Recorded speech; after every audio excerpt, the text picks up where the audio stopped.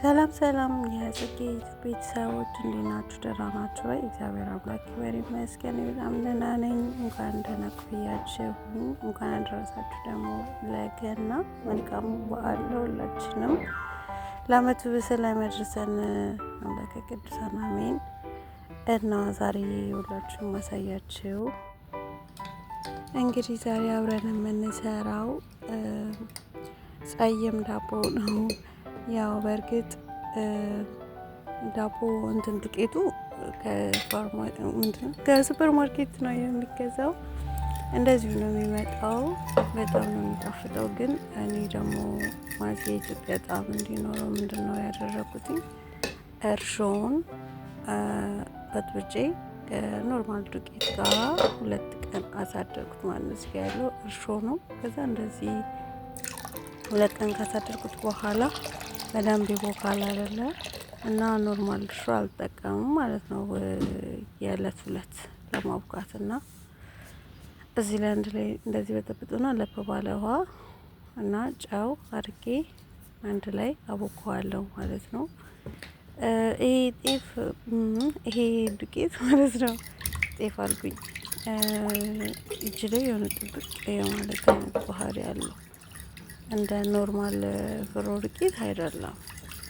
እና ፎቶን አስገባላችኋለሁ ምን አይነት እንደሆነ ማለት ነው። እስኪ ከዚህ በፊት ጋግራችሁ የምታውቁ ሰዎች ካላችሁ ደግሞ ኮሜንት ላይ አሳውቁኝ።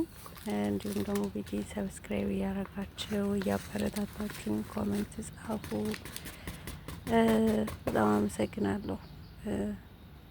ላይክ ሰብስክራይብ ሼር ስለምታደርጉልኝ በጣም አመሰግናለሁ ወዳጆቼ። እና እንደዚህ አድርጌ አወቃለሁ ማለት ነው። ይሄ የምታዩት የሱፍ ፍሬና የተልባ ፍሬ አብሮ ራሱ ነው የሚመጣው ዱቄቱ ማለት ነው። ለየት የሚያደርገው ይሄ ነው። እኔ የጨመርኩትኝ በቃ ጨው እና እርሾውን እንደ ኢትዮጵያ ያደረኩት እንጂ እና ዘይት፣ ጨው ይሄን አድርጌ በደንብ አቦካዋለሁ ማለት ነው። ያን ያክልም ማሸትም አይጠበቅባችሁም፣ ግን በጣም ነው የሚጣፍጠው። የምር በጣም ይጣፍጣል። በዛ ላይ ደግሞ በቃ ልክ እንደ ስንዴ አይነት እንትን ነው ያለው እና በጣም ቆንጆ ነው።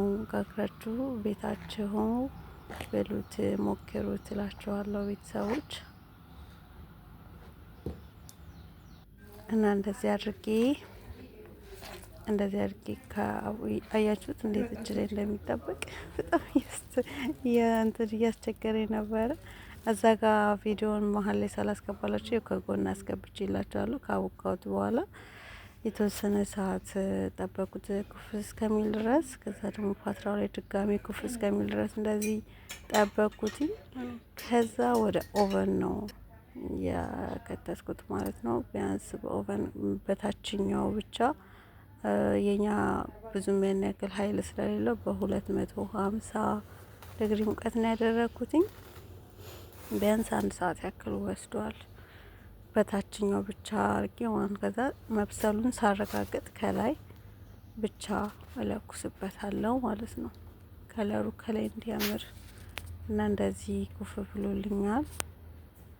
እዛኛው ላይ ወረቀት አላደረኩኝም፣ ምክንያቱም አያስቸግርም። የኛው ፓትራ ትንሽ ስለሚያስቸግር ወረቀት ተጠቅም ያለው እላችኋለሁ። እና እንደዚህ አድርጌ ኦቨን ውስጥ ቅድም እንደነገርኳችሁ ለ1 ሰዓት ያክል ጊዜ ወስዷል። ያው ቪዲዮን አጠራጠር የቀረጽኩት እንዳይረዝም እንደዚህ አድርገን ከዛ እዚህ ጋር በሰለልኝ። በጣም ቆንጆ ነው የበሰለልኝ። እና ስለተከታተላችሁኝ በጣም አመሰግናለሁ ወዳጆቼ። መጨረሻ ላይ ያለውን አስገባለሁ ቪዲዮ። ይኸውላችሁ እንደዚህ ነው የሚሆነው ማለት ነው። በመጨረሻ እንዴት እንደሚያምር አያችሁት? ነጋግራችሁ በቤታችሁ መልካም በዓል ይሁንላችሁ። በጣም አመሰግናለሁ ስለተከታተላችሁኝ፣ ስላዳመጣችሁኝ።